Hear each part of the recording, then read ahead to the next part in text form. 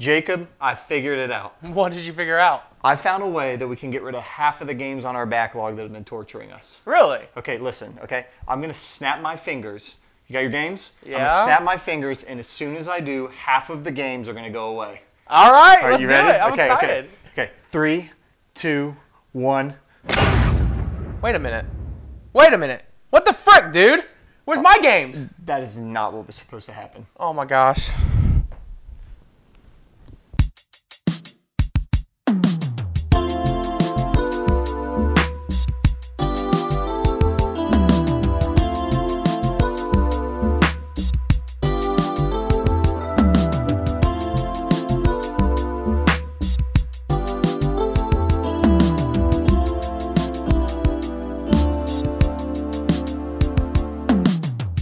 All right, Jake. Well, of the games you have left, what are you playing today? I can't believe I have any games left, but I got Papers, Please, LA Noire, Star Wars Republic Commander, Emily Wants to Play, which I don't want to play that, Borderlands 2, Portal 2, and Overcooked.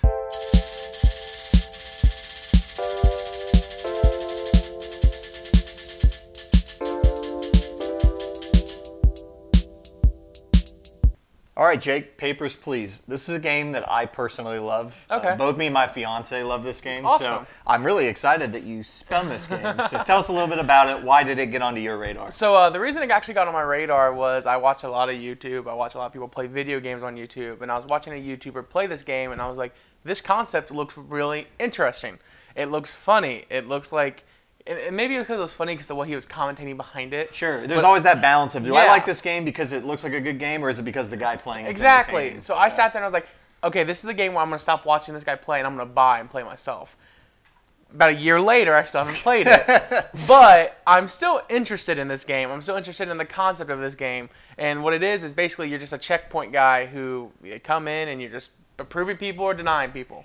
And that's pretty much what I know. I know there's like some little elements on the side with it, but I'm really excited to dive into this and kind of see what it's like and the way it's built and how it kind of progresses as a story. Well, we're going to get your plane ticket. You're going to fake Russia. Fake Russia. Glory to Ostatska.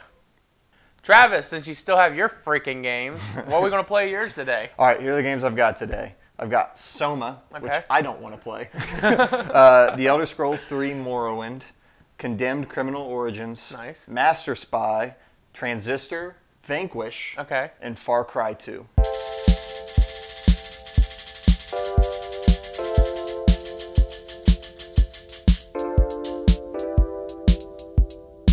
All right, Travis, so you got Vanquish. Yeah. Tell me about this game. How did it end up in your backlog, and why do you even have it? I don't even know anything about this game. So back in 2013, I got into gaming again, really heavy. I really took 3 or 4 years and didn't play, believe it or not, any video games, didn't buy any video games, was totally removed from it.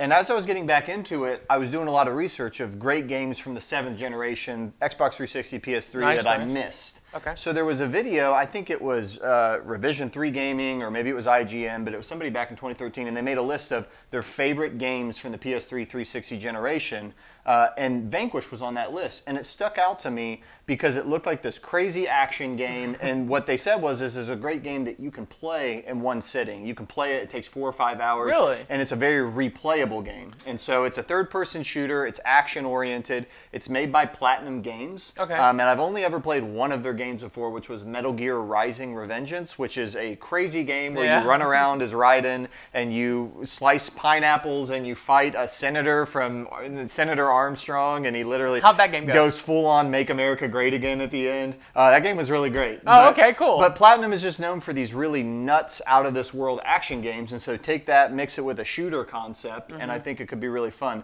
But the story of how I actually bought it was locked on the 360 generation forever because it wasn't on PC, and it didn't get ported to modern consoles. So I wanted to play this game, but I didn't know the best way to play it. And a couple years ago, Sega released a port of it, and so I snatched it up, bought it on Steam, but it's sat there ever since. So. Well, Sega, thank you for giving Travis an opportunity to see if he can vanquish. Yes, Sega, please port everything that you have ever made to PC, and everyone else. All right, Papers, Please. Let's see what's going down. Whoa. All right, we got a little bit of a space station action going on here. Vanquish. Inspector, welcome to your new position at the Gresham checkpoint. That's kind of cool. Yeah. Everybody's happy. Everyone's Arstatska happy. Oh, you will not be happy. Sorry, bud. Digging this street perspective. Ow! We don't need no food and heat today. We need the money. The only authority in Russia. In 10 hours, we exercise Hillary our Clinton? newfound strength once again. Yeah, it's Hillary Clinton. What? Oh, mother frick. Gotta keep moving. Thank that booty. Come on, go down. Why does my family need medicine?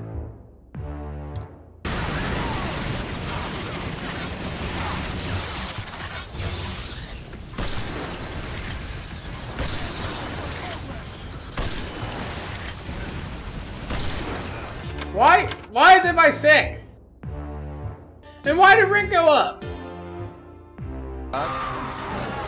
Holy crap.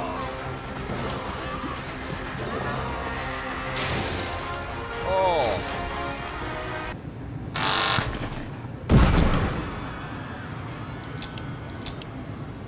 Go to Arstatska. Man, what a way to blow your load there.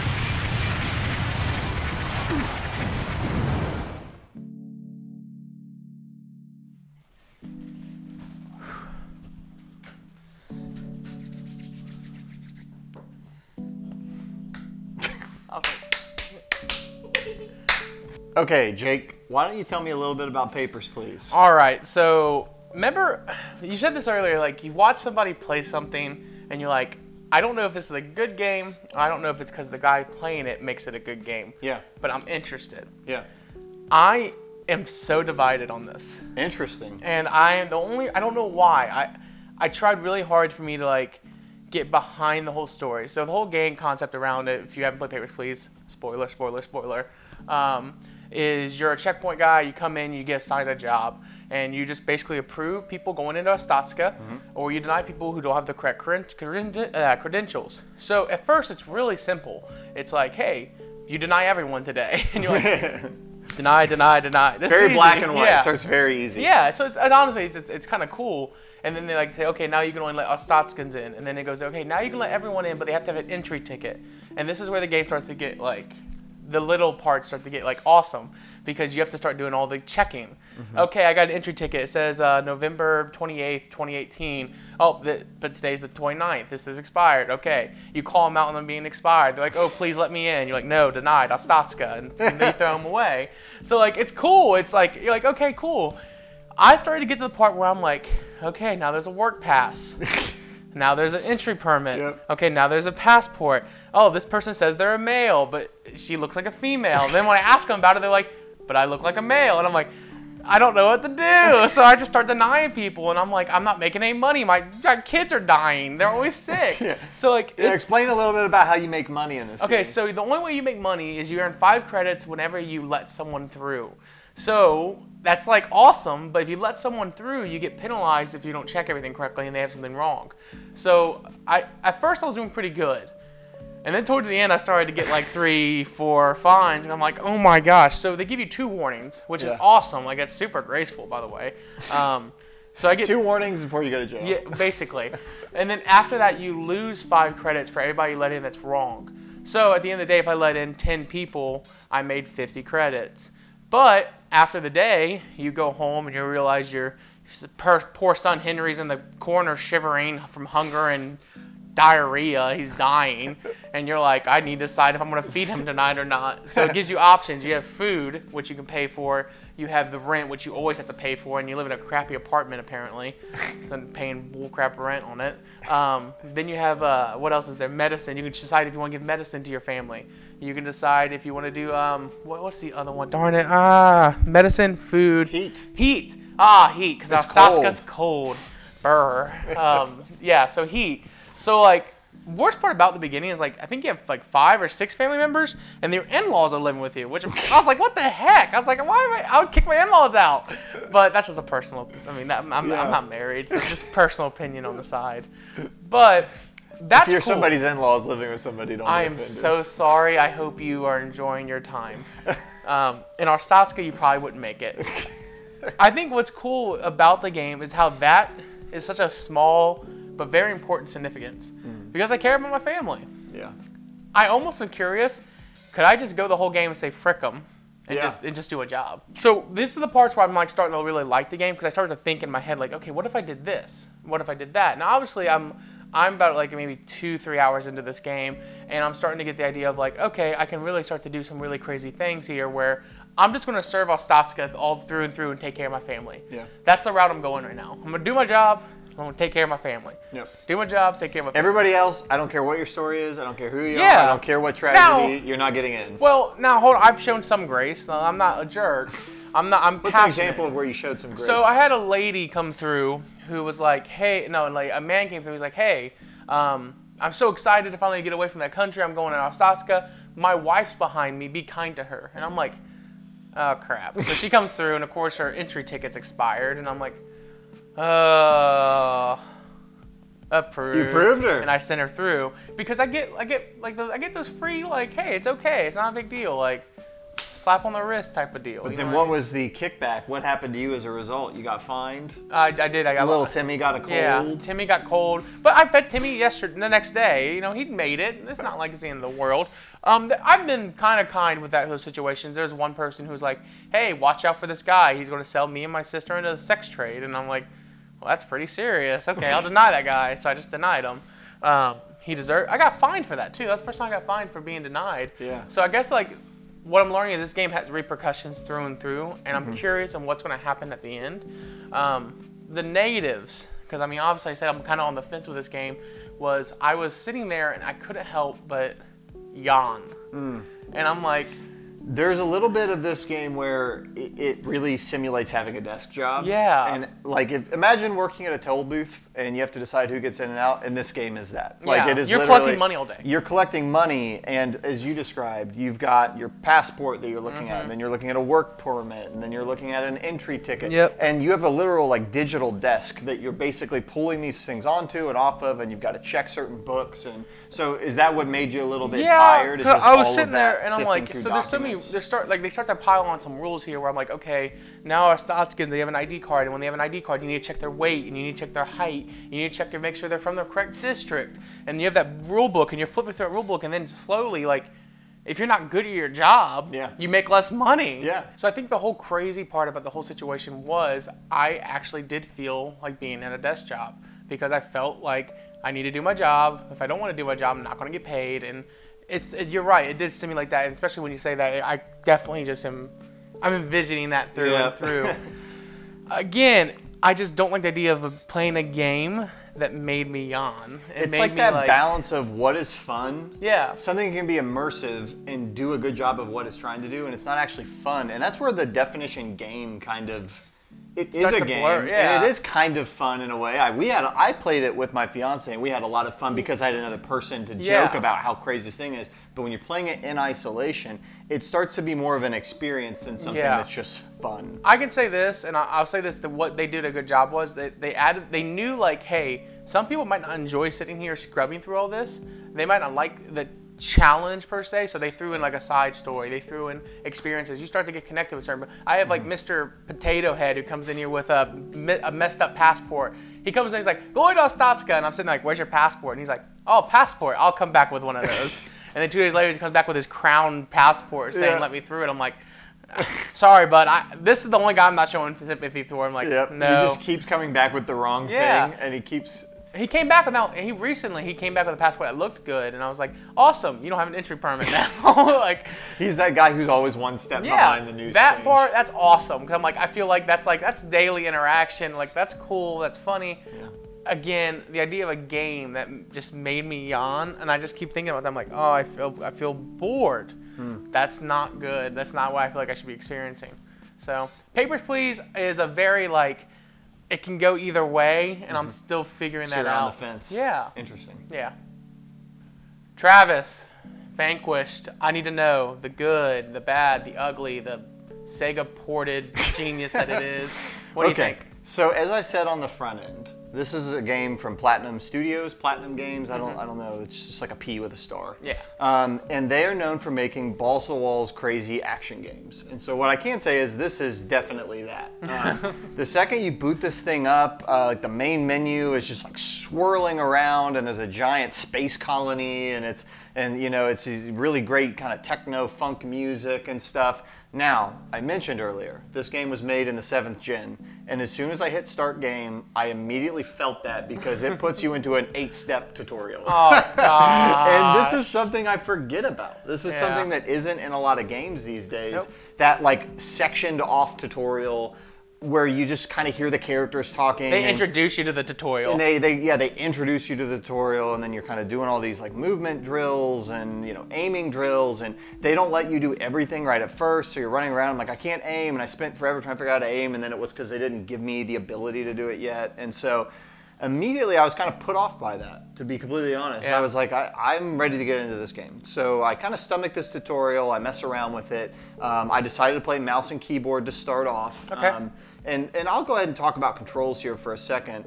The game is a third-person shooter, as you can see, and it's crazy. You're moving around, there's action. I played about the first hour of the game, mouse and keyboard, and I wasn't really clicking with the gameplay, so I flipped to controller and had a much better time. So just on the front end, I'm going to really talk about my impressions from the controller perspective. Okay. It's a game that was made for consoles, so I don't think that I think that was fair for you to make the switch. Yeah, I ended up just making the switch, and that's weird for me. I'm generally a mouse and keyboard guy, but this game's so movement intensive, and it's got all these combinations of moving and aiming and dodging that it felt weird on a You keyboard. almost need the keyboard. Plus, quick time events, no go on a keyboard. I Oh, don't want to have press DAS, and I'm like, where I got to look down at the keyboard, so it doesn't work. Keyboard typing hero.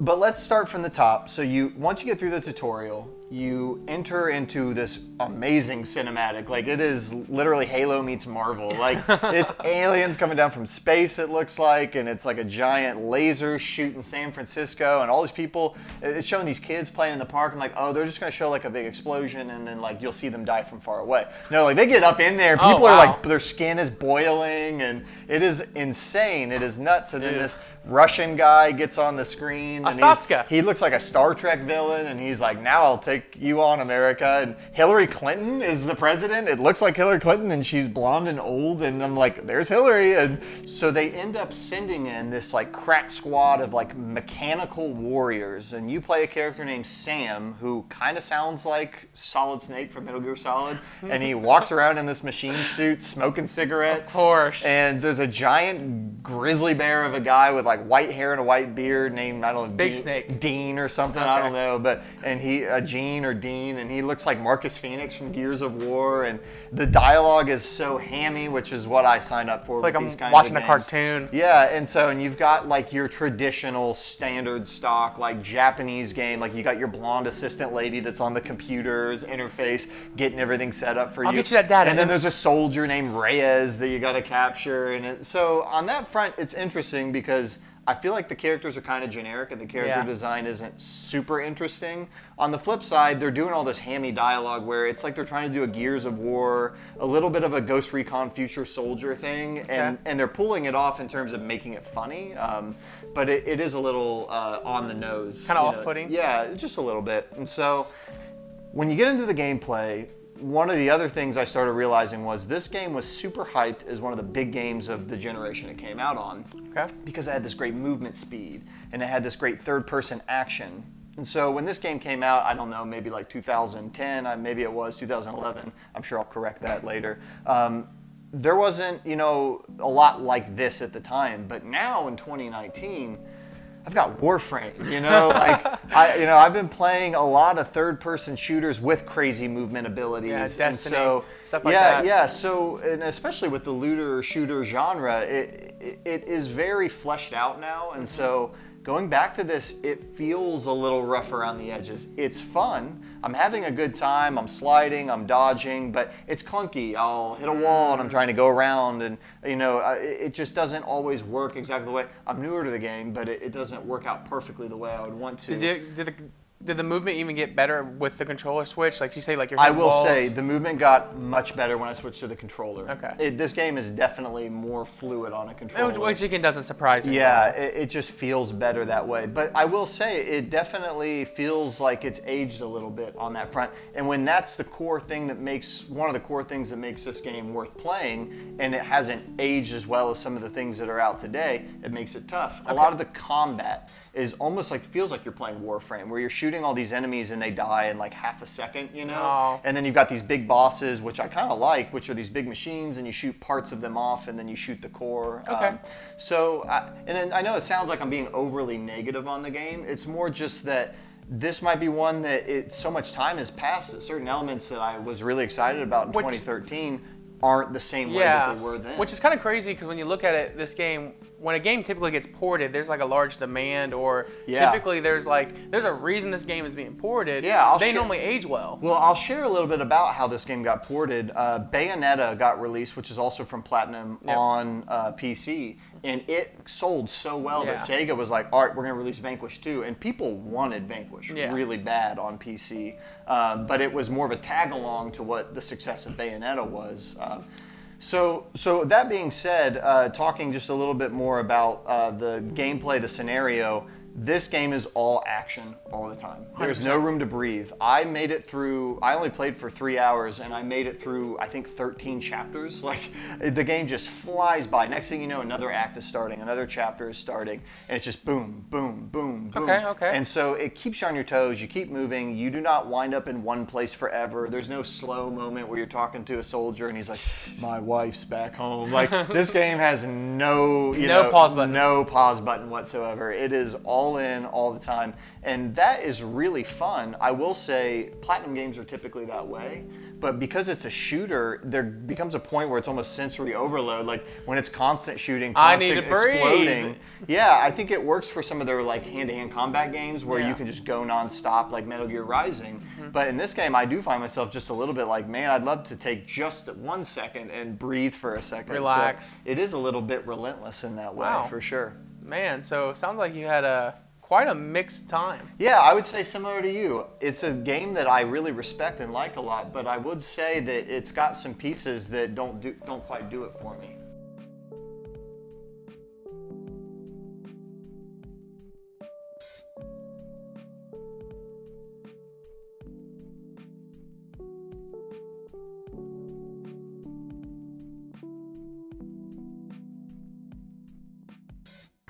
All right, Jake, it's time for final verdicts. Papers, please. Was it worth the wait or too little too late?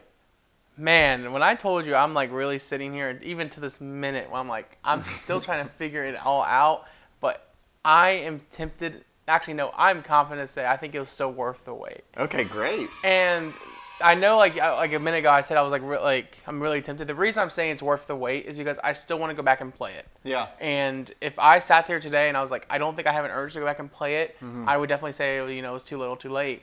But even though I sat there and said I was boring and I was kind of like yawning sometimes, like you said, it is simulating a job and it's not a big deal. I still want to finish out my storyline and serve my country. I want to go back. I want to finish it. I want to see what happens. I want to see if after I finish it, it's like, oh, hey, go back and play for a different experience. I don't know. I want to see. I want to see how a little bit more meat in the potato soup. I don't know. I want to see what it has to offer. Still, I feel like there's still more. There's a lot on that bone. Yeah. There's a lot to that game. So that's awesome. So I'm excited. I'm excited to go back to it. I'm excited to yawn. So I guess it's the best way I can put it. And you guys might find out a little bit later in the podcast or something what I think of it. Travis, America's been waiting. They need to know. The verdict's in. Was it worth the wait or too little too late?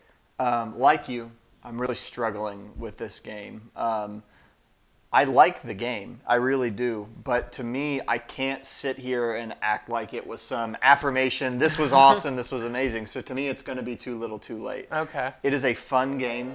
It is a game that the type of style it is, I'm all for it. It's B-movie, it's cheese, it's fun, it's action, but it just is a little clunky to my hands. It just is a little bit dated in terms of the setup and the tutorial and just the way that it shows you how to do things and the way that you get going in it. And I think the thing that could have put this game over the top is if it had super memorable characters. Okay. And so far, the characters are funny, but they're not super memorable. They are a little generic. They are all just kind of being a hammy guy. Well, and I really thrive on games, especially Japanese games, where they have really quirky, interesting characters. These guys are all solid that I've encountered, even the main character, but they just don't quite hit that level. So I think the way I see Too Little Too Late might be a little different than you, because I am going to finish this game out. I mean, I'm already halfway through it, and I'm having fun, but to me, if something's sitting on my backlog and I'm anticipating it, I want it to really hit that expectation.